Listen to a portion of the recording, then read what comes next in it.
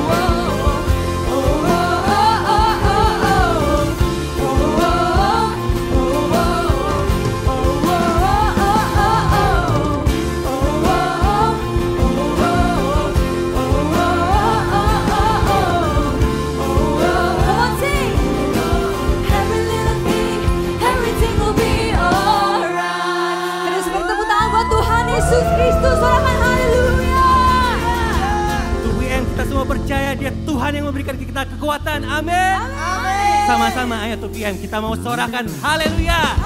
Sekali lagi dengan penuh iman kita sorakan haleluya.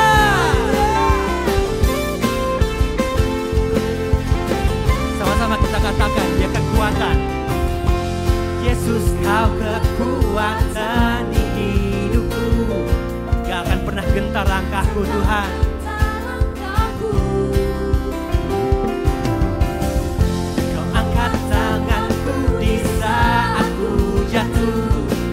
Sumber kuat kami Bapa, sumber kuatku. Lembah yang gelap kan ku lewati, sebab Engkau sertaku. Dengan iman kita semua diselamatkan. Dengan imanku ku diselamatkan oleh kuasa Yesusku. Angkat tanganku, ku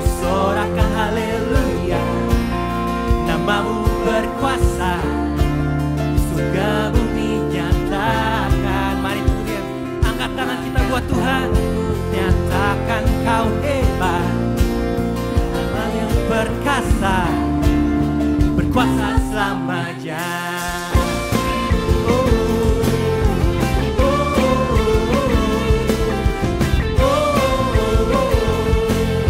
Dia kekuatan. Yesus, kau kekuatan hidupku, takkan gentar langkahku. Kau angkat tangan kami Tuhan, tanganku di saat ku jatuh. Kaulah sumber kuatku. Oh, lembah yang telah kami lewati, lembah yang telah kan ku lewati, sebab Engkau sertaku. Dengan iman kami, dengan imanku, ku diselamatkan oleh kuasa Yesusku. Ku angkat tanganku, ku sorakan haleluya. Namamu berkuasa, surga bumi nyatakan. Ku angkat tanganku, nyatakan kau hebat, Allah yang perkasa, berkuasa selamanya. Sama-sama tangan di atas.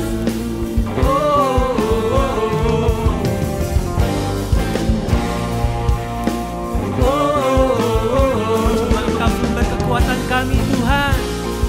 Gak perlu kami takut karena Engkau beserta kami Bapa. Sama-sama dengan penuh iman, angkat tangan kita sorakan. Angkat tanganku, sorakan haleluya. Namamu penuh kuasa, surga bumi nyatakan kemuliaan-Mu. Ku angkat tanganku, nyatakan kau hebat, Allah yang perkasa, berkuasa selamanya. Sekali lagi, ku angkat tanganku, ku sorakan haleluya, Allah yang berkuasa, surga bumi nyatakan. Ku angkat tanganku, nyatakan kau hebat, Allah yang perkasa, berkuasa selamanya.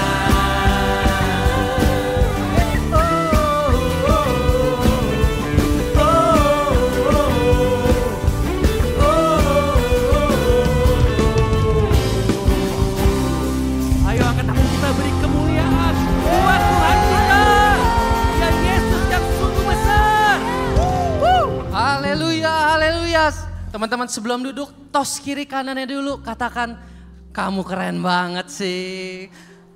Oh, kamu keren banget. Oke, silakan duduk teman-teman semua.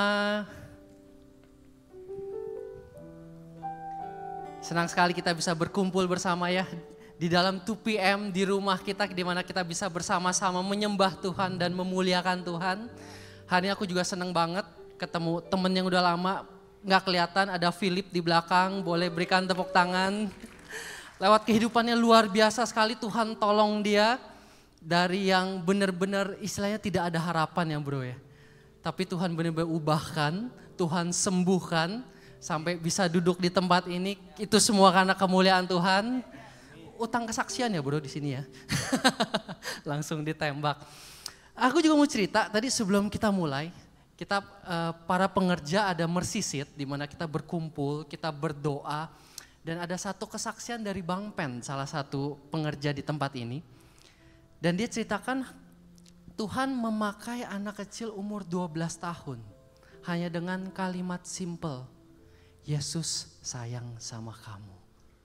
Hanya dengan kalimat simple seperti itu, benar-benar Tuhan bisa ubahkan pribadi si Bang Pen dan Tuhan pakai luar biasa di dalam kehidupannya. Dan aku yakin dan percaya Tuhan yang sama juga pasti bisa berperkara dan berkuasa untuk setiap dari kita di tempat ini. Ada amin teman-teman semua? Amin. Kalau kita boleh duduk di tempat ini siang hari ini bukanlah suatu kebetulan, tetapi Tuhan yang sudah memilih kita. Dan Tuhan yang akan memberkati kita. Amin teman-teman semua. Amin. Sekarang saatnya kita akan memberikan persembahan. Silakan teman-teman mempersiapkan persembahan. Selagi teman-teman persiapkan, saya akan pimpin di dalam doa. Terpujilah namamu ya Bapa, terima kasih ya Tuhan. Kami sangat mengucap syukur atas kebaikan-Mu di dalam kehidupan kami. Tuhan, kalau sebentar lagi kami akan memberikan persembahan sedikit berkat yang telah Kau berikan di dalam kehidupan kami. Biarlah Kau pakai persembahan ini untuk memperluas kerajaan-Mu di bumi ini ya Tuhan. Kau berkati persembahan ini ya Tuhan. Di dalam nama-Mu kami telah berdoa dan mengucap syukur. Haleluya. Amin. Silakan memberi teman-teman, bisa scan QR yang di depan layar atau QR yang di depan bangku teman-teman sekalian.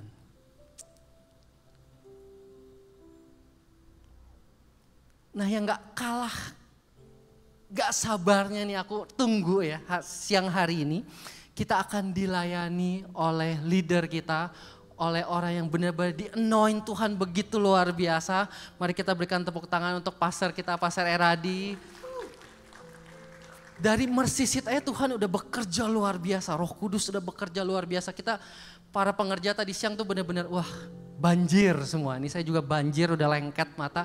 Dan aku yakin Roh Kudus juga akan bekerja untuk setiap dari kita. Aku yakin firman Tuhan yang akan disampaikan benar-benar boleh membawa pengharapan. Boleh membawa jawaban untuk setiap dari kita. Ada amin?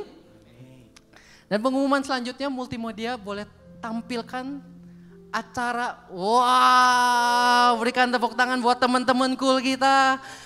Jadi teman-teman cool kita kemarin piknik di GBK. Wah, ini luar biasa sekali. Ini aku cukup FOMO sekali nggak ikut. Jadi waktu sore-sore mereka piknik di GBK dan ditutup dengan sate taichan yang besar-besar disambas ya.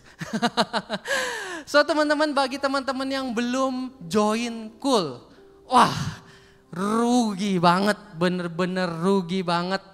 Caranya padahal simple, teman-teman tinggal kontak nomor di belakang, bisa direct langsung WhatsApp ke saya, tinggal kontak Kak Aksa, aku mau join cool dong. Dengan senang hati aku akan mengassign teman-teman masuk ke dalam cool. Dan sebelumnya aku juga ada minta maaf bagi teman-teman kalau minggu-minggu lalu ternyata ada daftarnya lewat scan QR. Ternyata kita baru tahu kemarin QR-nya ada yang error. Jadi ada yang masuk, ada yang enggak. Jadi kalau teman-teman yang belum di follow up, boleh langsung WhatsApp ke aku. Dengan senang hati kita langsung ajak join masuk cool yang ada. Oke teman-teman, selanjutnya juga aku mau encourage teman-teman, yuk join volunteer. Kemarin kita juga udah ada beberapa orang yang mulai join volunteer. Jangan cuma duduk-duduk doang aja mendengarkan firman Tuhan, tetapi kita mau sepakat ya, kita semua yang di sini adalah pelaku firman Tuhan. Caranya simpel, dengan kita mulai melayani Tuhan di tempat ini, melayani di rumah sendiri. Dan ada leader-leader yang begitu luar biasa juga yang bisa mengasah kemampuan kita sehingga kita bisa dipakai Tuhan lebih lagi. Amin. Mari aku undang teman-teman untuk bangkit berdiri lagi. Kita persiapkan hati kita, kita buka hati kita buka pikiran kita untuk mendengar sebelum mendengar firman Tuhan. Amin. Lagu yang sebentar lagi akan kita nyanyikan, kalau saya boleh cerita, memiliki arti yang sangat deep bagi saya. Kalau saya boleh cerita sedikit ya Kak Didi. Jadi lagu ini saya dengarkan setiap hari sampai, jadi kalau misalnya teman-teman mungkin baru lihat saya lagi karena saya baru selesai melahirkan, jadi baru kembali lagi. Kalau saya boleh cerita, pada saat 1 bulan terakhir kehamilan saya, anak saya itu mengalami perhambatan dalam naik berat badannya gitu. Jadi kalau misalnya mungkin ibu-ibu tahu ya, yang bagus tuh minimal 3 kilo. Sedangkan anak saya tuh pas saya masuk ke minggu 37 dia masih 2,4. 1 bulan saya berusaha luar biasa, saya makan sehari 4 telur, bayangin pusing banget kan, sehari 4 telur tuh enak banget. Es krim mungkin enak banget dong bisa makan es krim, percaya deh. Itu udah enak banget, gak enak rasanya gitu. Tapi semua saya lakuin karena demi anak saya gitu. Mau sesar saya tuh sebenarnya pengen banget normal gitu kan. Saya udah setiap minggu 2 kali yoga hamil, tapi ternyata kayaknya agak susah gitu ya. Terus sehingga waktu pas terakhir check up, dokter saya info kayak gini. Kalau kamu mau tetap normal boleh, tapi kita mau nggak mau harus lewat induksi nih gitu. Buat ibu-ibu tahu ya pasti rasanya induksi tuh gimana ya. Tapi karena saya masih kekeh, enggak, gue tuh pengen normal gitu. Gue yakin kok gue bisa normal gitu. Gue percaya gue pasti bisa normal. Mungkin aku bisa bilang aku egois kali ya pada saat itu gitu. Terus jadi aku ke dokter hari Sabtu, hari Rabu malam aku masuk ke rumah sakit. Terus subuhnya tuh udah mulai induksi. Dan percayalah itu rasanya, maaf kata, saya udah rasanya kayak udah mau mati gitu. Karena rasa sakitnya luar biasa, sakit banget. Terus sedangkan itu masih saya masuk obat induksi jam 4 pagi. Dan kontraksi yang saya rasakan itu udah seperti pembukaan ke-8. Sedangkan pas saya dicek pembukaannya baru 1,5. Dan detak jantung anak saya udah mulai menurun jauh. Terus saya belum minta operasi, tapi sama suami saya yang ambil keputusan, ya udah deh sesar aja gitu demi keselamatan saya dan anak saya. Ternyata waktu pas anak saya dikeluarkan, anak saya nggak langsung nangis.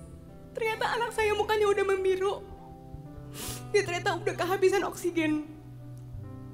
Dan itu pas saya tahu gitu ya, saya benar-benar bersyukur sama Tuhan Yesus karena Tuhan beri saya dan suami saya hikmat gitu. Saya kalau ingat looking back, Tuhan itu hadir bersama saya dan anak saya yang saat itu sama-sama berjuang. Jadi pas saya dengar lagu ini setiap hari, ternyata Tuhan tuh udah memberi tahu, aku tuh besar loh. Jadi kamu tuh jangan takut, kamu jangan gegabah, kamu jangan egois, kamu jangan batu jadi anak. Karena rencana kamu mungkin baik menurut kamu, tapi menurut aku punya rencana yang luar biasa lebih baik dari yang kamu punya. Aku tuh besar loh. Jadi kamu harus akui kuasa aku dalam hidup kamu. Gitu. Jadi teman-teman, hari ini aku mau ajak kita sama-sama untuk sembah Tuhan lebih lagi yuk. Sama-sama kita akui kebesarannya Tuhan. Karena saya yakin setiap kita pasti pernah merasakan kebesaran Tuhan, pertolongan Tuhan. Sama-sama yuk kita sembah Tuhan Yesus.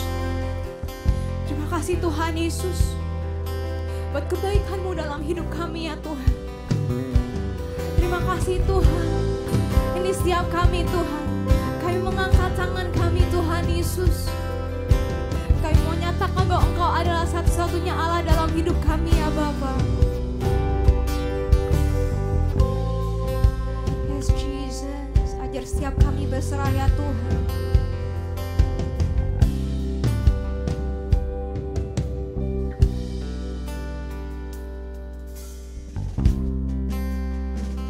Ajarku berserah, kuasai matamu, bahwa Kau besar.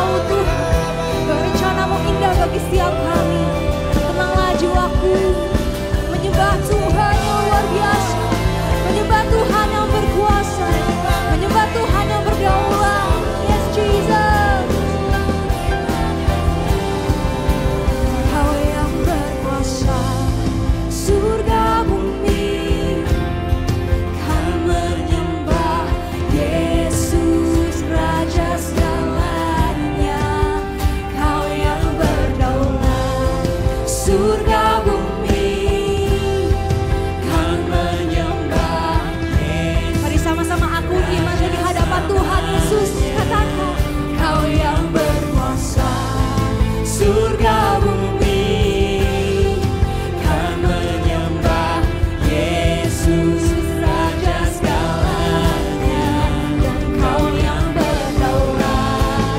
Surga bumi kan menyembah Yesus, Raja segalanya. Selama kami hidup Tuhan, selama ku hidup,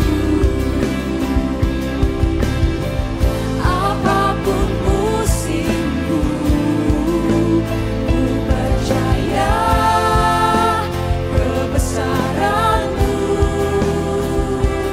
kekuatan-Ku di dalam-Mu. Ku serahkan hidupku, akui kuasa-Mu, ku serukan kebesaran-Mu,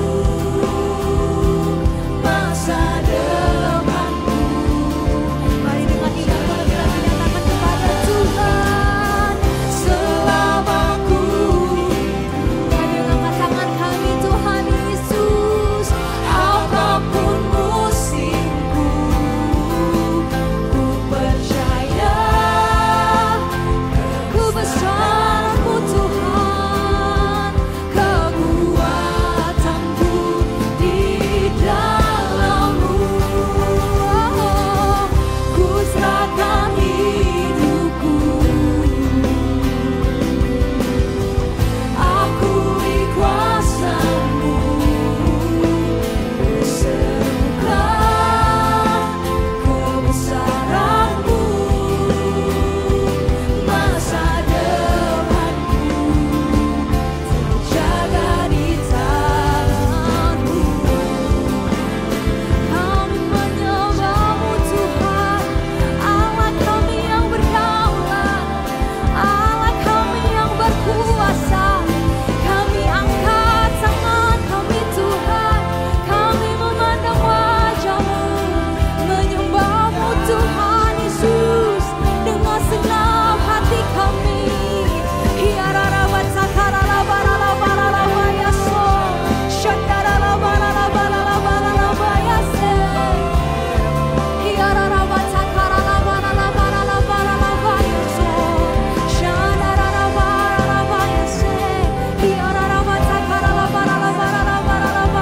Kami menyembah-Mu Tuhan Yesus.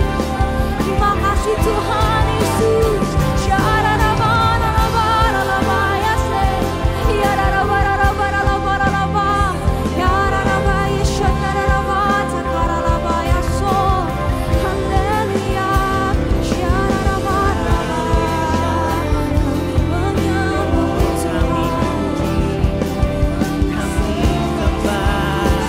Raja di atas segala raja.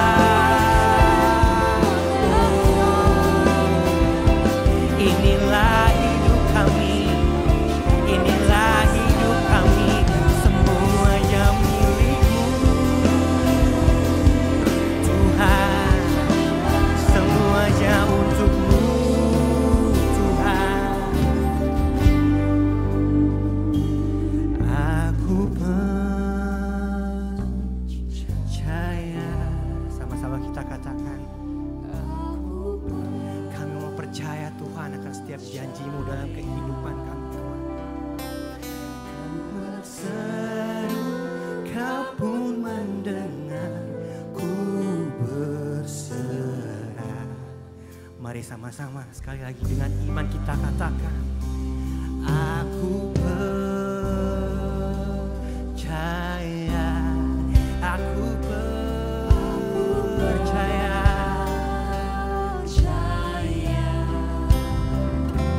ku berseru, Kau pun mendengar, ku berserah. Amin. Amin Tuhan. Biarkan kehendak-Mu Tuhan yang terjadi dalam hidup kami Tuhan. Oh, sama-sama 2PM katakan Dia penuntun hidup kita. Kau penuntun hidupku, sempurna rencana-Mu.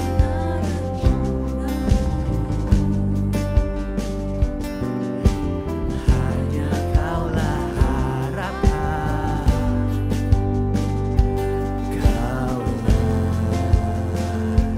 Tuhan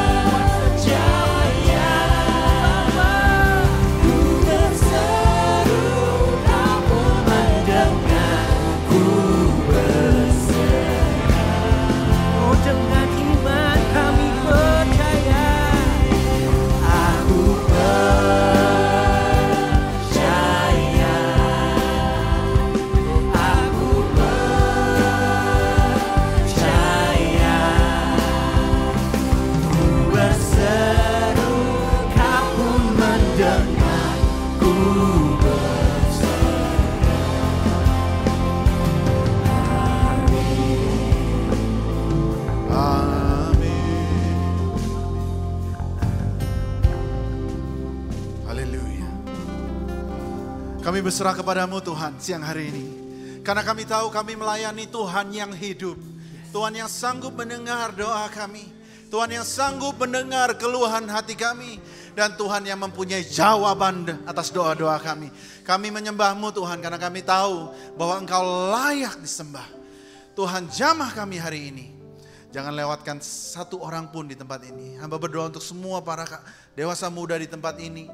Tuhan urapi kami dengan urapan yang dari surga. Supaya kami boleh mengerti isi hati-Mu Tuhan. Terima kasih Tuhan Yesus. Dalam nama Yesus semua yang percaya katakan amin. Tepuk tangan dulu buat Tuhan kita yang paling meriah. Luar biasa, silakan duduk saudara-saudara. Terima kasih tim Praise and Worship. Haleluya. Berapa banyak yang ada dalam berkat Tuhan minggu ini. Wah, luar biasa ya. Saya senang sekali, sukacita luar biasa setiap kali saya membagikan firman di 2 PM. Kenapa? Karena this is the best place to be. Amen. Ya, ini tempat paling favorit saya untuk melayani Tuhan. Ya, di 2 PM. Nah, hari ini saudara-saudara saya akan membagikan satu firman Tuhan yang saya beri judul Dealing with Disappointment. Ya, dealing with disappointment, menghadapi kekecewaan ya. Mungkin beberapa bulan ini saya bagikan firman Tuhannya sedikit berat, sedikit doktrinal, tetapi hari ini saya rindu untuk kita belajar satu hal yang sangat praktikal di mana kita bisa menghadapi yang namanya kekecewaan. Nah, saudara-saudara, tentunya kita para dewasa muda, tadi saya suka sekali lagu yang ketiga yang kita nyanyikan bahwa kita semua melewati musim kehidupan. Amin, saudara-saudara. Dari kita para dewasa muda, setelah kita selesai kuliah, welcome to the real world. Betul ya saudara-saudara ya? Kalau dulu kita sekolah, kita dinafkahi oleh orang tua kita. Setelah kita bekerja itu welcome to the real world. Makanya banyak sekali ups and downs yang kita harus lewati. Dan tentunya mungkin dari kita, saudara-saudara, setelah melewati pandemi 3 tahun ini, ada dari kita yang mengalami kekecewaan demi kekecewaan. Mungkin ada yang mengalami yang namanya PHK atau diberhentikan dalam pekerjaannya. Mungkin ada yang diperlakukan tidak adil atau mungkin ada yang patah hati. Ada di sini yang patah hati saudara-saudara.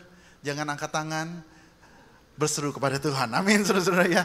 Ya mungkin ada yang patah hati suka sama satu orang ternyata cinta bertepuk sebelah tangan, ciele gitu ya. Atau mungkin ada dari kita yang mengalami kesulitan finansial. Ya, ada juga mungkin yang mengalami kegagalan bisnis atau mungkin masalah kesehatan, saudara-saudara. Banyak dari kita mengalami yang namanya kekecewaan. Tetapi biasanya kalau saya pelajari orang yang menghadapi kekecewaan, biasanya reaksinya seperti ini, saudara-saudara. Kita lihat di slide berikutnya. Biasanya kalau orang sudah mengalami kekecewaan, yang pertama biasanya dia itu cenderung ada orang yang menurunkan harapannya. Ah udahlah, daripada lu gak usah kecewa, dia lebih baik gak usah berharap gitu ya. Nah makanya orang tersebut pada saat dia menurunkan ekspektasinya, menurunkan semua harapan dalam hidupnya, dia cenderung menjadi orang yang mediocre. Orang yang tidak berani mengambil resiko. Sehingga hidupnya begitu-begitu saja. Tetapi on the other hand, orang yang kecewa ada juga yang reaksinya adalah apa saudara-saudara? Dia itu menjadi pribadi yang berambisius. Dia berpikir daripada gue dikecewakan orang, lebih baik gue bekerja setengah mati, gue benar-benar cari uang, cari jati diri, cari popularitas. Kenapa? Karena gue gak mau dikecewakan lagi. Nah ada orang yang seperti itu. Nah orang yang kecewa biasanya dia mempunyai emosi yang negatif, negative emotion. Ada orang yang menyalurkan emosi negatifnya itu ke dalam, saudara-saudara. Amarahnya ke dalam. Sehingga dia menjadi orang yang berpikir seperti ini, aduh gue kecewa ya, ya memang ini nasib gue, ya memang gue ini gak mampu, ya memang gue ini kalau bisnis pasti gagal, buktinya kakek gue gagal, bapak gue gagal, dan gue gagal. Sehingga dia menjadi pribadi yang penuh dengan depresi saudara-saudara, penuh dengan keminderan, gue ini gak bisa bro, gue ini gak layak bro. Ada orang-orang yang seperti itu saudara-saudara. Nah sehingga orang-orang seperti ini yang menghadapi kekecewaan dengan menyalurkan emosinya itu ke dalam, dia cenderung menjadi pribadi yang depresi. Dia menjadi pribadi yang berkecenderungan pesimis. Gak mungkin lah, lu jangan mimpi di siang bolong. Gak mungkin bisa gue gagal. Gak mungkin bisa gue sukses, Gak mungkin bisa gue punya pernikahan yang indah. Saudara itu adalah kebohongan dari iblis. Saya percaya semua dari kita akan menikmati pernikahan yang indah. Katakan amin, saudara-saudara. Kalau ada suara-suara mengatakan kamu mah pernikahan pasti juga cerai. Lihat bapak kamu cerai, lihat kakek kamu cerai. Itu bukan dari Tuhan. Nah oleh karena itu kita harus hati-hati bagaimana kita menyalurkan negative emotion. Ada orang yang menyalurkan negative emotionnya itu keluar, saudara-saudara. Sehingga pada saat dia dikecewakan, dia berkata, daripada gua disakiti dulu, lebih baik gua sakitin orang dulu. Sehingga dia menjadi pribadi yang temperamental. Sedikit-sedikit senggol dikit bacok, saudara-saudara. Kenapa? Karena dia ada satu kekosongan dalam hatinya bahwa dia itu tidak mau direndahkan, dia itu tidak mau disakiti, dia tidak mau dikecewakan. Sebelum dia dikecewakan, lebih baik dia kecewakan orang lain. Nah oleh karena itu, kedua ekstrim ini adalah tidak baik. Yang satu mediocre, yang satu yang ambisi, saudara-saudara. Makanya gak heran banyak para dewasa muda, mereka mengambil keputusan yang jauh lebih berani, jauh dari yang seharusnya. Sehingga mereka terlibat dalam investasi-investasi yang bodong, mereka terlibat dalam bisnis-bisnis yang gak jelas. Kenapa? Karena mereka begitu ambisi untuk merealisasikan jati diri mereka. Nah oleh karena itu kita kembali lagi kepada firman Tuhan. Karena setiap dari kita pasti pernah mengalami yang namanya kekecewaan. Katakan amin, saudara-saudara. Pasti, karena saya juga mengalami kekecewaan. Nah oleh karena itu saya akan bagikan satu ayat yang sangat terkenal, saudara-saudara. Ya di Amsal 17 ayat 22. Kita baca. Hati yang gembira adalah obat yang manjur. Tetapi semangat yang patah mengeringkan tulang. Nah kita, apalagi gereja kita suka bacanya bagian atasnya aja, saudara. Hati yang gembira adalah obat. Sambil jempolnya naik-naik dikit gitu ya, saudara-saudara. Tapi ayat ini tidak berhenti di situ. Dikatakan bahwa tetapi, artinya on the other hand, di sisi yang lain, semangat yang patah atau semangat yang penuh, hati yang penuh dengan kekecewaan, itu mengeringkan tulang. Firman Tuhan itu ya dan amin. Dan dikatakan bahwa pada saat hati kita dikuasai dengan yang namanya kekecewaan, Bapak Ibu, saudara-saudara yang dikasih Tuhan, dikatakan semangat kita menjadi kering. Dan dalam bahasa Inggrisnya, kalau saya pelajari semangat yang patah, itu berbicara tentang a broken spirit, a disappointed spirit, itu saps. Saps itu mengeringkan, menghisap, menghabiskan. A broken spirit saps a person's strength. Makanya gak heran orang-orang banyak yang depresi dan mereka akan bilang, aduh gue malas ngapa-ngapain. Gue malas mencoba lagi sesuatu yang baru. Gue malas bangkit lagi. Gue malas mengambil resiko lagi. Kenapa? Karena yang dikatakan hati yang kecewa itu pasti akan menghabiskan semangat kita. Menghabiskan ide-ide kita. Menghabiskan yang namanya passion yang ada di dalam diri kita. Nah bagaimana dengan kita, saudara-saudara? Bagaimana kita menghadapi yang namanya kekecewaan? Dan kalau saya pelajari, semua tokoh Alkitab, semua pahlawan-pahlawan iman di Alkitab, itu harus mengalami satu hal yang disebut kekecewaan. Semua. Saya bisa buktikan dari siapa? Abraham bapak orang beriman dikatakan. Abraham diberikan janji, seolah-olah tokoh-tokoh iman itu diberikan janji sama Tuhan bahwa aku akan memberkatimu, aku akan pakai kamu. Tapi ternyata seolah-olah mereka itu harus melewati satu fase di mana doa-doa mereka, janji-janji itu tidak terjadi dalam hidup mereka. Contohnya Abraham. Abraham diberikan janji oleh Tuhan bahwa dia akan menjadi bapak satu bangsa. Kita tahu itu ya, bahwa dia akan diberikan satu anak. Dan ternyata apa yang terjadi, dia harus menunggu berapa lama saudara-saudara? 25 tahun sebelum dia mendapatkan anak. Nah bagi kita orang-orang Kristen, sangat mudah untuk kita membaca Alkitab karena kita tahu akhir hidupnya. Oke? Tapi bayangkan kalau kita menjadi Abraham yang belum ada Alkitab pada saat itu, dia tidak tahu akhir hidupnya. Dan dia harus melalui yang namanya kekecewaan ini. Dia harus, istrinya mungkin gak datang bulan, wah mungkin ini waktunya. Ternyata gak jadi. Ini mungkin waktunya gak jadi. Mungkin tahun depan gak jadi. Berulang-ulang menghadapi kekecewaan. Satu tokoh lagi, Yusuf. Kita tahu Yusuf itu mendapat mimpi dari Tuhan bahwa satu hari nanti dia akan menjadi pemimpin besar. Dia akan memberkati keluarganya, memimpin bangsa. Kita tahu itu ya, Yusuf yang bermimpi. Tapi tahukah saudara bahwa Yusuf pada saat dia mendapat mimpi itu, Tuhan izinkan dia melewati yang namanya kekecewaan demi kekecewaan.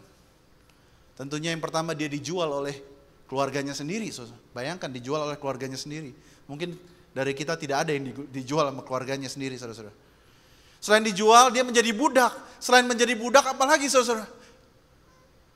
Dia dituduh, difitnah oleh tante Potifar. Dia dimasukkan penjara. Dimasukkan penjara, dia rajin, dia melakukan segala sesuatu yang baik. Tapi akhirnya juru makan dan juru minum melupakan dia.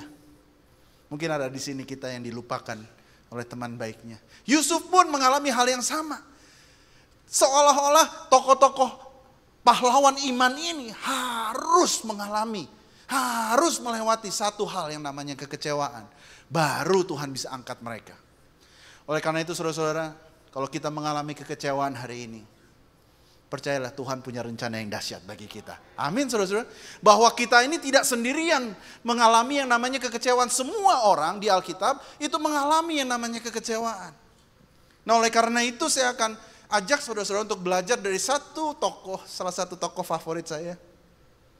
Yang bernama Daud. Kita baca di Daud 1 Samuel 22. Daud mengalami kekecewaan. Saya bacakan, lalu Daud pergi dari sana dan melarikan diri ke gua Adulam. Semua katakan Adulam.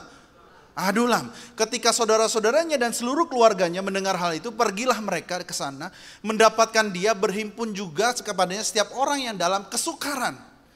Setiap orang yang dikejar-kejar tukang piutang, setiap orang yang sakit hati, maka ia menjadi pemimpin mereka.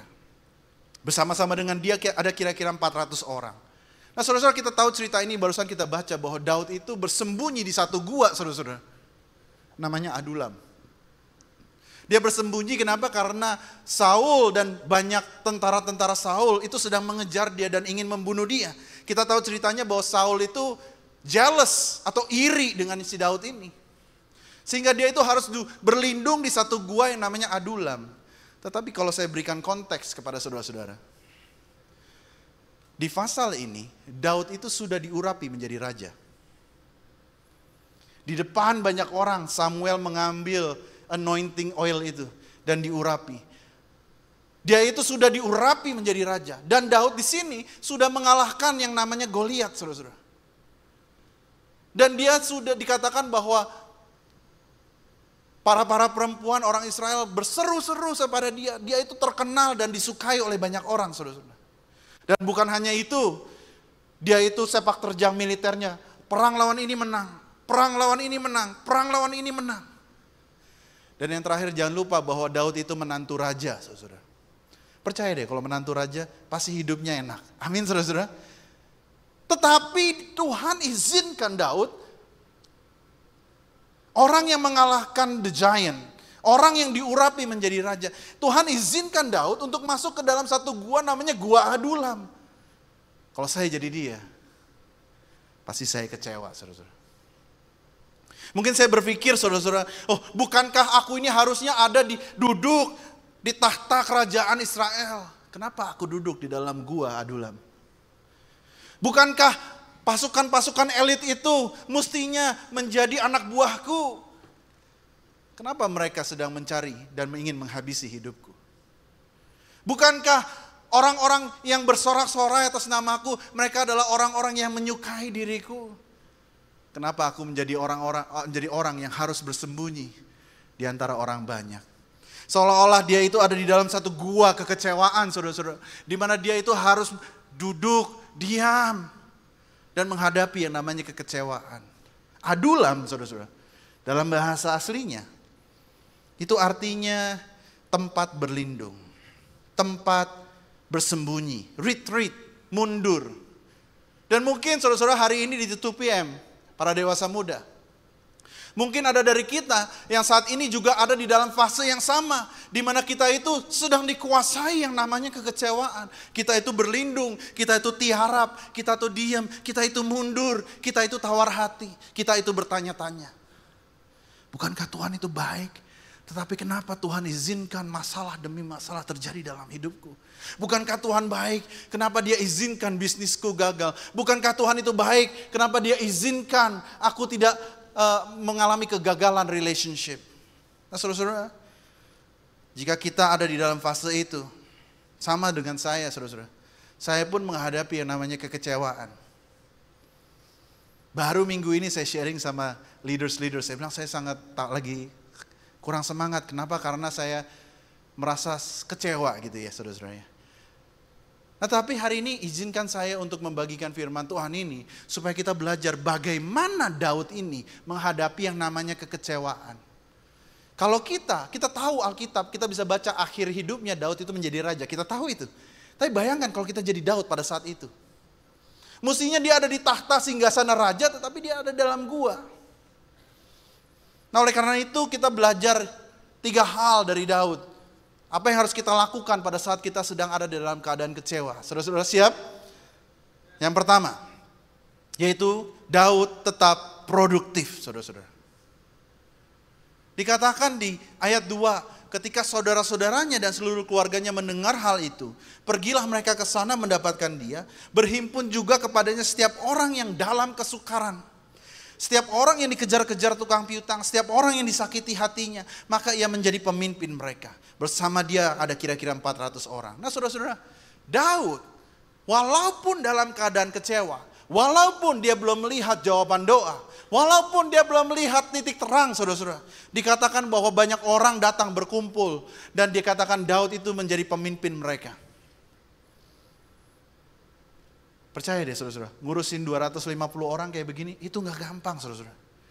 Bayangkan ngurusin 400 orang yang depresi saudara-saudara. Kayaknya kalau saya tambah depresi, ikut-ikutan sama mereka. Betul saudara-saudara?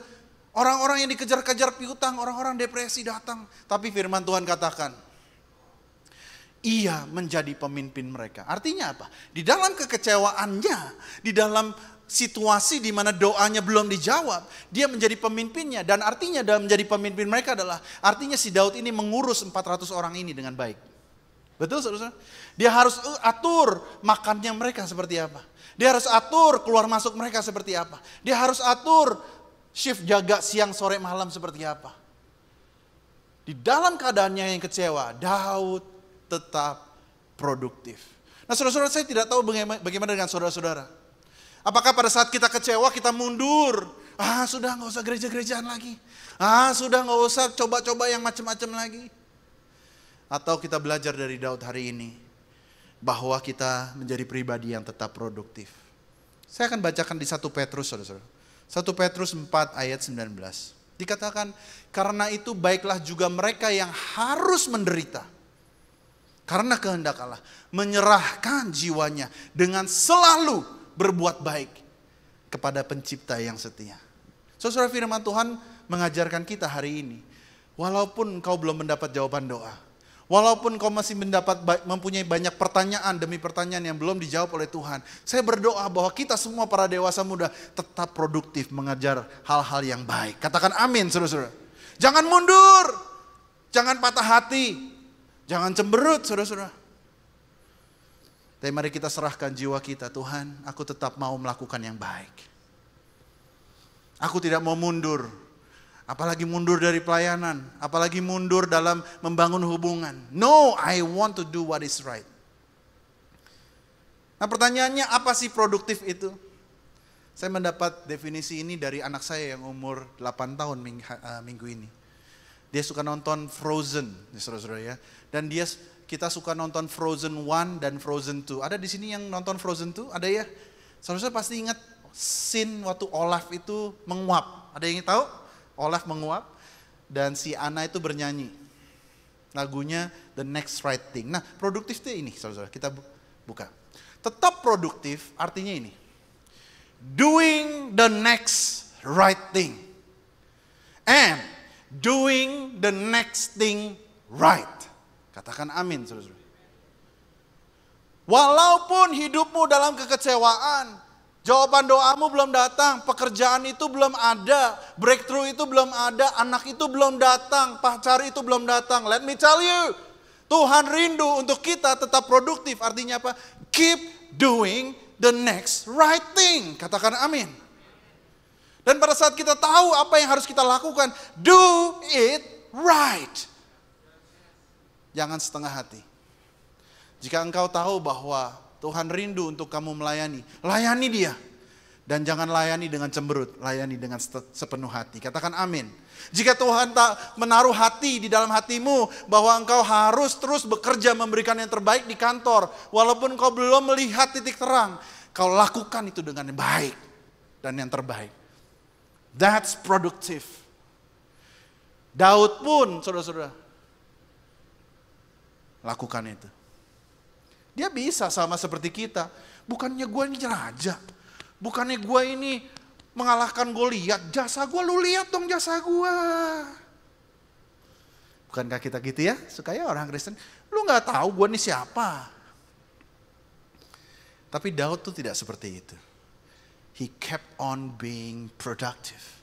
Doing the next right thing. And doing the next thing right. Hal yang kedua yang Daud lakukan pada saat dia ada di dalam keadaan kecewa, yaitu ini saudara-saudara. Daud tetap mencari kehendak Allah. Dikatakan di slide berikutnya, dikatakan gini, di ayat 5. Perhatikan baik-baik saudara-saudara. Dari sana Daud pergi ke Mispa di Moab. Semua katakan Moab.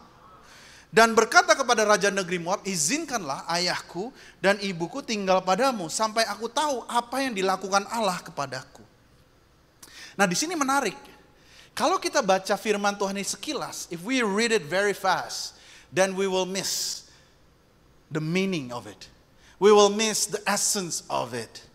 Dikatakan bahwa pada saat dia ada di dalam gua Adulam, pada saat dia tidak tahu jawaban atas doanya, pada saat dia tidak tahu akan masa depannya, dikatakan firman Tuhan dikatakan dia itu pergi ke Moab. Nah pertanyaannya saudara-saudara, dia itu kenapa pergi ke Moab? Saudara harus tahu bahwa Moab itu bangsa musuh. Negara musuh, kerajaan yang memusuhi bangsa Israel. Tapi Daud itu pilih pergi ke Moab. Out of all the places that he could go. Dari semua tempat di mana dia bisa pergi, dia pilih Moab. Why? Dan pada saat itu saya berdoa, Tuhan singkapkan kenapa Daud itu pergi ke Moab. Dan Tuhan berbicara kepada saya, Daud itu pergi ke Moab karena dia itu ingin mencari kehendak Allah. How? Apa relevansinya? Kenapa di Moab? Kenapa nggak di Yerusalem? Kenapa nggak di bait Allah? Kenapa pergi ke Moab? Lalu Tuhan singkapkan satu hal saudara. Make sure you don't miss this. Because if you miss this, then you will not get the essence. Tuhan itu ingatkan saya saudara. Bahwa ada nenek moyang Daud yang berasal dari Moab. Ada yang tahu namanya? Ruth. Ruth itu nenek moyangnya. Ruth itu adalah seorang perempuan Moab yang menikah dengan seorang laki-laki, anak dari Naomi. Dan anaknya Naomi ini meninggal sehingga Ruth itu menjadi janda. Nah saudara, pada zaman dulu seorang janda itu hidupnya game over saudara. Why? Karena dia masa depan suram. Udah pasti masa depan suram karena dia tidak akan bisa mencari nafkah. Dia akan sulit, hidupnya pasti akan sulit.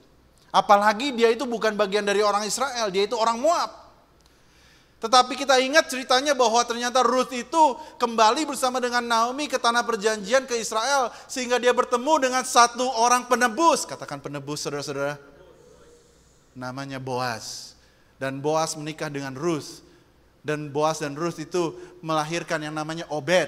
Obed melahirkan yang namanya Isai atau Jesse. Dan Isai atau Jesse itu melahirkan seorang calon raja. Namanya siapa? Daud. Pada saat saya mengingat itu bahwa ternyata dia pergi ke Moab. Dan ada nenek moyangnya yang berasal dari Moab. Saya tuh kayak diklik kebuka saudara-saudara. Bahwa ternyata Daud itu mencari kehendak Allah di Moab. Karena dia ingat ada satu nenek moyangnya yang masa depannya suram. Tetapi Tuhan tolong.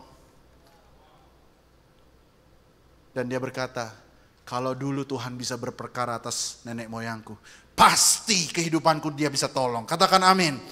Kalau Tuhan bisa tolong Daud, pasti Tuhan bisa tolong kita semua hari ini. Katakan amin. Sama pun juga demikian. Moab, why Moab? Because if God helps us dulu, Tuhan pasti bisa tolong kita hari ini. Oleh karena itu saudara-saudara, cari kehendak Allah. Caranya gimana? Kadang-kadang banyak anak muda, kok aku gak bisa dengar suara Tuhan. Aku gak bisa tahu nih, bedain suara Tuhan seperti apa. Benar Tuhan itu masih ngomong. Tuhan itu masih ngomong sampai hari ini, saudara-saudara. Tapi kita lihat deh, dikatakan bahwa Daud itu pergi ke raja negeri Moab. Dia bilang, titip dulu ya ayah dan ibu saya. Betul ya saudara-saudara ya? Nah ini juga satu rema yang Tuhan berikan kepada saya. Bagaimana kita mencari kehendak Allah. Kita saudara-saudara, Daud itu berbeda dengan kita. Daud itu kalau mau cari kehendak Allah, dia itu atur dulu hidupnya sedemikian rupa. Dia parkirin dulu apa yang dia bisa parkir. Dia manage dulu apa segala yang dia bisa parkir, baru pikirannya plong, pikirannya luas, baru dia cari kehendak Allah. Oleh karena itu dia titipkan dulu orang tuanya. Orang tuanya udah aman, semua udah aman, baru dia pergi cari kehendak Tuhan. Amin saudara-saudara. Nah tetapi masalahnya kita anak-anak muda, hari ini kita dibiasakan untuk multitask all the time, right? Kita dengerin renungan sambil kerja, sambil minum kopi, sambil dipijetin gitu ya saudara-saudara ya. Kita selalu dibombardir dengan yang namanya you have to do multitasking all the time, multitasking all the time. Bahkan mungkin sekarang saudara-saudara lagi dengar khotbah saya dan juga lagi multitasking, lagi lihat harga saham hari ini naik atau turun saudara-saudara. Nah itu perbedaannya kalau Daud dengan kita. Daud itu tidak mengizinkan hal-hal lain memecah konsentrasi dia. Tapi dia parkir dulu apa yang biasa dia parkir, baru cari kehendak Tuhan. Dengan kita saudara-saudara relevansi pada saat engkau mau mencari kehendak Tuhan, jangan bilang Tuhan itu tidak berbicara kepada kita, tetapi izinkan segala sesuatu kamu atur dulu, kamu beresin dulu, kamu parkir dulu, baru cari kehendak Tuhan. Dan saya percaya bahwa dia itu pasti berbicara kepada kita semua. Bahkan hari ini, di khotbah ini, Tuhan sedang berbicara kepadamu. Don't miss it. Because maybe dengan mendengar khotbah ini, Tuhan punya jawaban atas doamu. Daud tetap mencari kehendak Allah. Dan yang ketiga, apa yang Daud lakukan? Daud tetap mentaati firman Allah. Kalau yang pertama apa saudara-saudara? Daud tetap produktif. Yang kedua, Daud tetap mencari kehendak Allah. Yang ketiga, Daud tetap mentaati firman Allah. Kita lihat di 1 Samuel 22 ayat 5. Perhatikan baik-baik. Tetapi God, Nabi itu berkata kepada Daud, janganlah tinggal di kubu gunung itu. Pergilah dan pulanglah ke tanah Yehuda. Lalu pergilah Daud dan masuk ke hutan Keret. Boleh saya undang pemusik untuk maju ke depan? Oke, don't miss out. Dikatakan Daud itu, ingat loh, Daud ini belum mendapatkan jawaban doanya. Daud itu masih dalam keadaan kecewa. Dan dikatakan Daud itu pergi ke Moab dan dia bertemu dengan satu nabi, namanya Nabi siapa? Nabi Gad, G-A-D. Nah saudara-saudara harus tahu bahwa peran nabi di perjanjian lama itu merepresentasikan Tuhan kepada umatnya. Oke? Imam, ini sedikit doktrinal, boleh ya saya kasih pengajaran sedikit. Nabi punya peran merepresentasikan Tuhan kepada umatnya. Imam beda dengan nabi. Imam punya tugas merepresentasikan umatnya di hadapan Tuhan. You get what I mean? Jadi pada saat dulu, zaman dulu saudara-saudara, Roh Kudus itu belum dicurahkan kepada semua orang. Oleh karena itu Roh Kudus hanya berhinggap kepada orang-orang pilihannya. Ya, dan itu selalu disebut di firman Tuhan bahwa Roh Tuhan ada berkuasa atas hidupnya. Oke? Nah, nabi pada zaman itu adalah salah satu orang-orang yang dihinggapi oleh Roh Tuhan sehingga dia itu bisa berbicara perihal kehendak Allah. Oke? Nah, Daud mempunyai 3 nabi dalam hidupnya. There are 3 prophets that speak to his life. Ada 3. Yang pertama, Nabi Samuel. Ingat bahwa pada saat Nabi Samuel itu mengurapi Nabi Samuel. Kedua, ada nabi kedua yang mempunyai dampak atau pengaruh besar dalam hidup Daud. Kedua, nabi namanya Nabi Nathan. Nabi Nathan adalah nabi yang menegur Daud pada saat Daud jatuh bersama dengan Batsheba. Dan dikatakan kamu itu jahat. Nabi kedua. Dan ada nabi ketiga yang berbicara dalam hidup Daud sehingga hidupnya itu menjadi berkenan di hadapan Tuhan. Yaitu namanya Nabi Gad. Oke, pada saat ini dia itu bertemu dengan Nabi Gad. Dan dikatakan bahwa Nabi Gad berkata kepada dia, Jangan tinggal di kubu gunung itu. Wow. Mungkin Tuhan lagi bicara sama kita. Jangan tinggal di dalam kekecewaanmu. Nabi Gad berkata, kamu jangan tinggal di dalam gunung itu. Tapi dikatakan apa saudara? Pergilah dan pulanglah. Kemana saudara? Yehuda. Now this, buat saudara-saudara yang membaca dengan cepat, mungkin saudara-saudara akan miss this. Tapi izinkan saya untuk mengelaborasi, menggali sedikit tentang ayat ini. Tahukah saudara-saudara bahwa orang-orang yang mencari dan ingin membunuh Daud, itu berasal dari Yehuda. Saul ada di mana?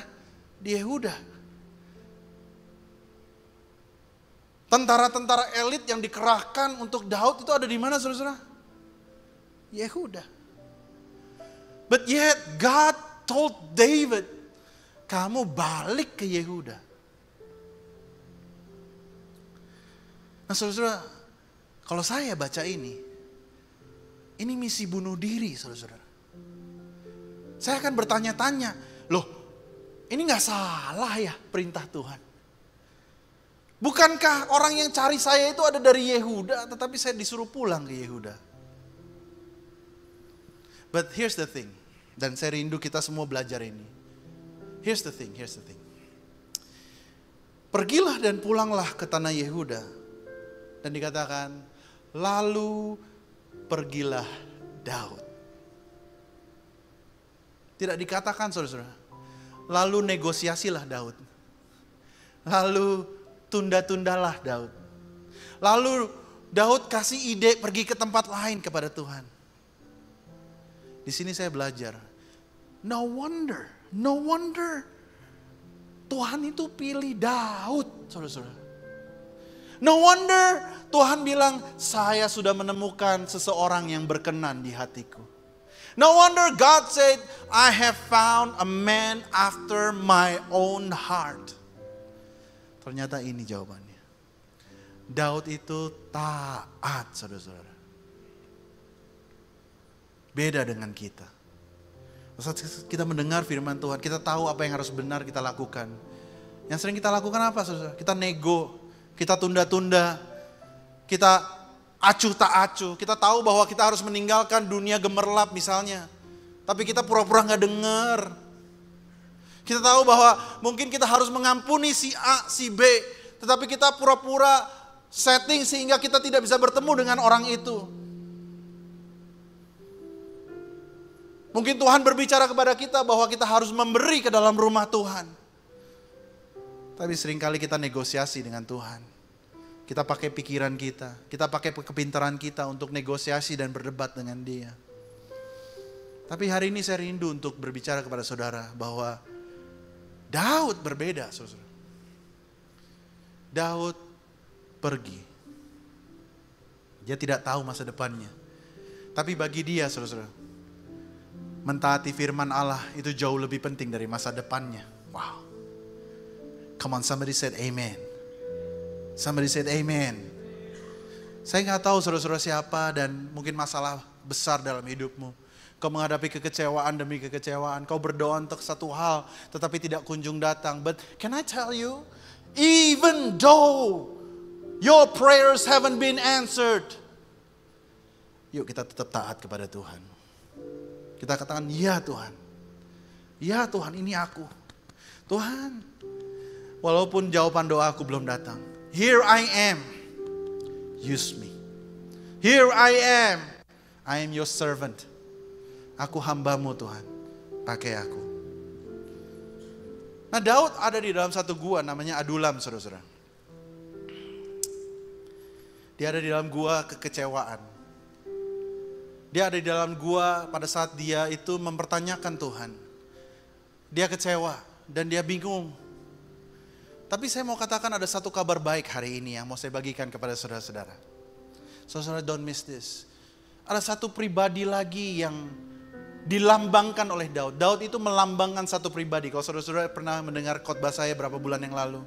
Daud itu melambangkan satu pribadi, saudara-saudara. Dan pribadi ini harus masuk ke dalam satu gua juga. Boleh ditampilkan slide-nya. Pribadi ini harus masuk ke dalam satu gua juga, saudara-saudara.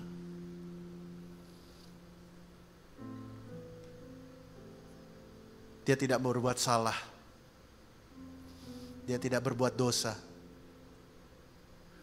Tapi dia harus masuk ke dalam satu gua ini. Pada saat dia masuk ke dalam satu gua ini, dia harus mati dan dibaringkan di gua ini. Tahukah saudara-saudara bahwa banyak orang kecewa pada saat itu? Orang berpikir bahwa dialah Mesias.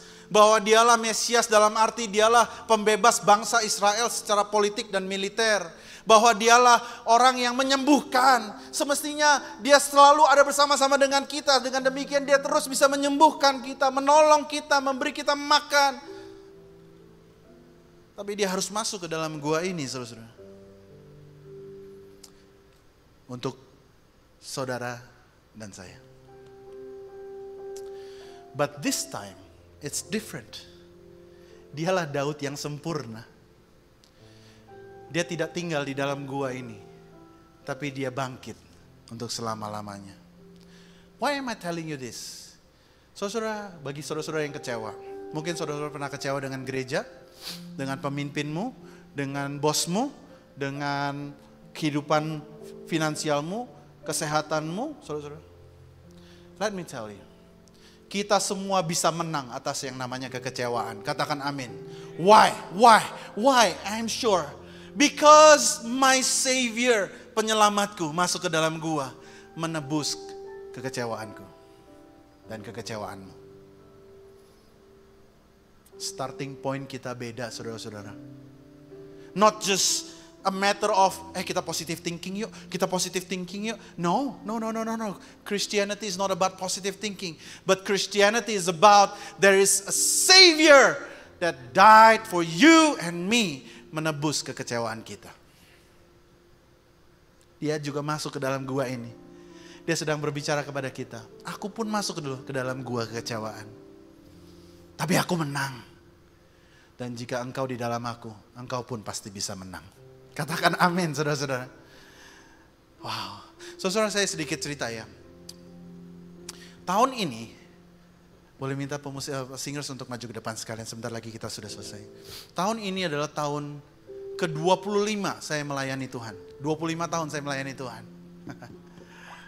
25 years. Saya melayani Tuhan dari umur 17 tahun. Ya, ini ada papa saya di belakang, puji Tuhan dia dengerin khotbah. Dulu saya itu ditentang sama orang tua. Lu jangan fanatik-fanatik deh jadi orang Kristen. Gitu ya, saudara. Dan tentunya banyak contoh-contoh orang Kristen yang juga tidak memberkati, kita tahu itu. Tapi 25 tahun saudara, saya lewati 3 krisis. Krisis pertama, krisis moneter. 97 dan 98. Saudara mungkin di sini masih terlalu muda ya. Tapi kalau saudara-saudara seumur saya, it is so bad. So bad. Kita punya rumah 4 kamar, harus dijual dan saya harus tinggal di dalam satu apartemen yang kecil sekali. And you know what? Saya masih melayani Tuhan. Krisis kedua, 2008-2011. Namanya Global Financial Crisis. Yaitu di mana bank-bank di Amerika itu semua banyak yang bangkrut karena banyak orang tidak bisa membayar mortgage, hipotek, ya, cicilan rumah. Di situ saya sudah bekerja, saya melayani Tuhan. Krisis ketiga, krisis COVID pandemi. Kita semua mengalaminya. Yet saya masih melayani Tuhan. Tahukah saudara-saudara di 25 tahun ini saya bukan memulai menjadi pengkhotbah. Saya mulai dari gulung kabel, saudara-saudara. Saya mulai dari bersihin toilet. Saya mulai dari angkat-angkat speaker. Saya mulai dari setir fan gereja. Bongkar pasang setiap minggu, saudara. Setiap kali saya ke gereja itu saya harus kejar-kejaran sama bus. Naik bus 40 menit, kejar-kejaran sama kereta. Naik kereta 40 menit, turun kereta, saya harus jalan kaki ke gereja 15 menit. Yet I still serve God. 25 tahun saya sudah pernah disalahartikan orang. Kita bermaksud baik tetapi dia berbicara yang beda. Saya sudah pernah tidak dianggap oleh orang. Pernah. Saya sudah pernah direndahkan oleh orang, pernah. Saya sudah pernah tidak disetujui oleh orang tua, pernah. But yet, I'm doing the next right thing. I want to serve God in all my life. Saya pernah melakukan kesalahan, saudara. Pernah diskors, tidak boleh pelayanan 1 tahun. Saudara belum pernah saya skors kan di sini. Saya pernah diskors 1 tahun gak pelayanan. Saya pernah dikasih tahu bahwa khotbah saya sangat jelek. Terjelek yang pernah didengar orang itu dalam 30 tahun, saudara. But you know what? No matter what, I want to obey God.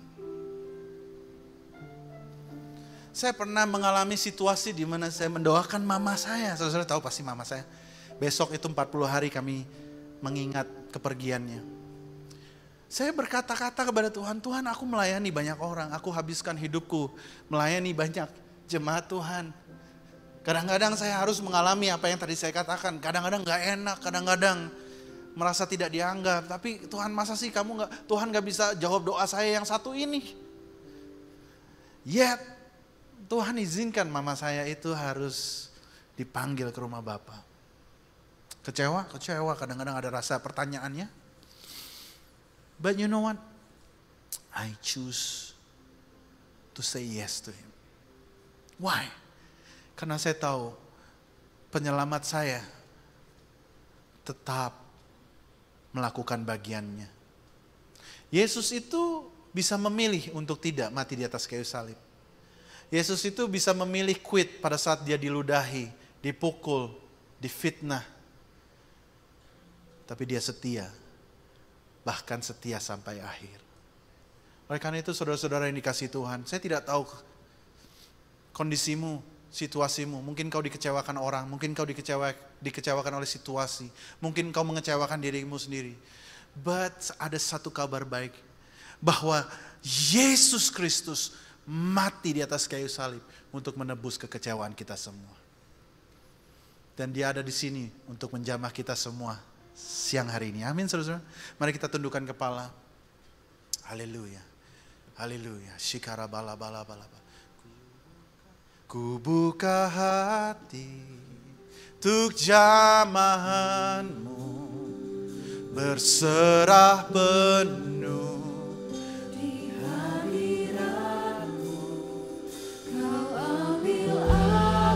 Seluruh hidupku di altarmu menyembahmu. Ku buka hati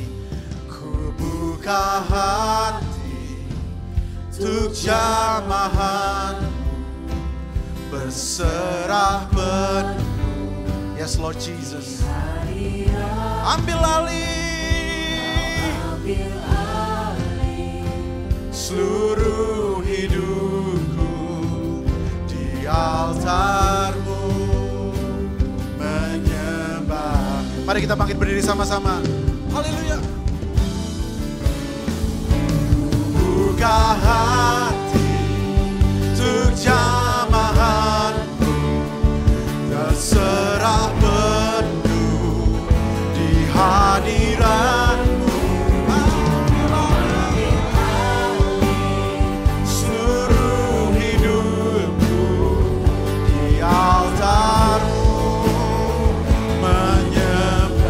Mari kita angkat tangan kita sungguh-sungguh. Ku buka hati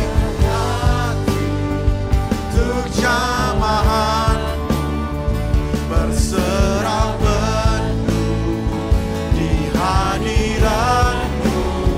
Kau ambil alih seluruh hidupku di altarmu menyembahmu. Mari saudara-saudara kita tundukkan kepala. Tuhan hadir di sini untuk menyembuhkanmu, memulihkanmu. Dan dia sudah melakukannya di atas kayu salib.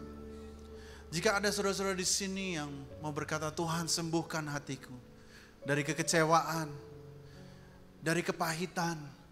Saudara bisa taruh tangan di dada. Saudara nggak perlu lihat ke kanan ke kiri. Angkat tangan di dada. Oh yes Lord Jesus, Tuhan lihat. Tuhan jamah. Oh jamah Tuhan. Hamba-Mu berdoa Tuhan. Buat jemaat-Mu yang di tempat ini. Tuhan jamah mereka. Tuhan adakan pemulihan di dalam hidup mereka. Tuhan jamah hati mereka. Sembuhkan hati mereka. Tuhan bangkitkan mereka kembali. Untuk mereka yang sudah terpuruk. Mungkin mereka berkata, Tuhan aku mau quit. I'm telling you, bangkit. Bangkit, ada harapan. Dia bangkit untuk memberikan kita harapan. Hamba berdoa Tuhan untuk setiap tangan-tangan yang ada di dada. Tuhan jamah mereka.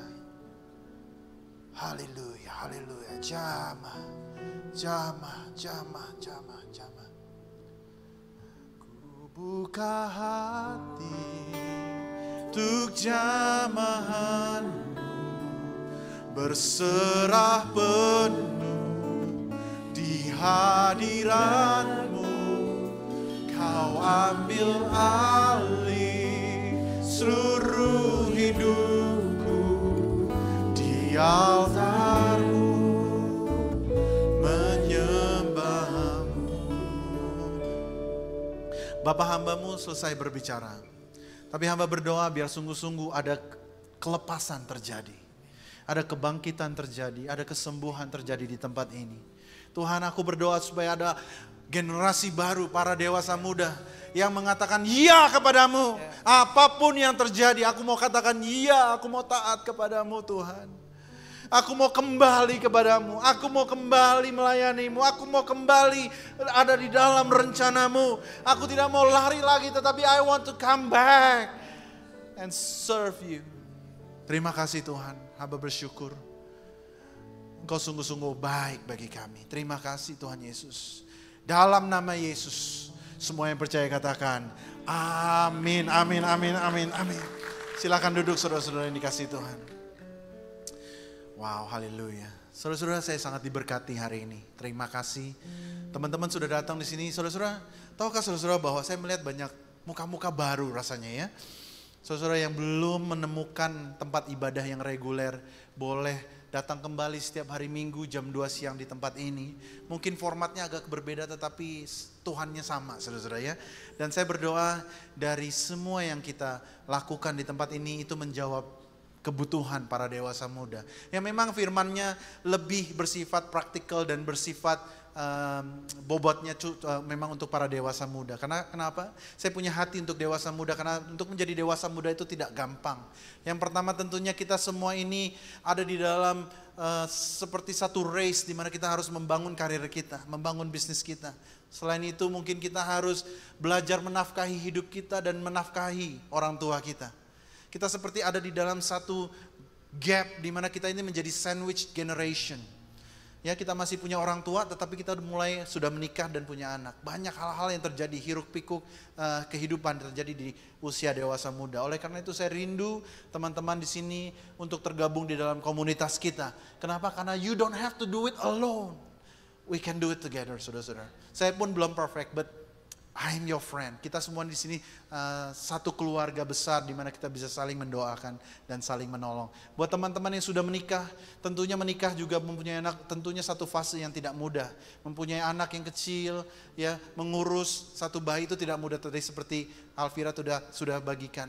Bergabung di dalam komunitas para young couples, di mana kita bisa saling sharing tentang bagaimana kita bisa membangun kehidupan pernikahan bersama-sama. Nah saudara-saudara, yang terakhir yang mau saya bagikan, kalau saudara-saudara diberkati oleh ibadah hari ini, saudara-saudara bisa isi angket yang ada di scan QR code yang ada di depan bangku saudara-saudara. Saudara-saudara isi untuk menjadi satu feedback buat kami supaya semakin hari, semakin minggu kita menjadi semakin lebih baik lagi ibadah kita. Amin saudara-saudara. Saudara diberkati hari ini, lambaikan tangan jika engkau diberkati. Kita bangkit berdiri sama-sama, kita akan selesaikan firman Tuhan dan ibadah ini bersama-sama. Haleluya.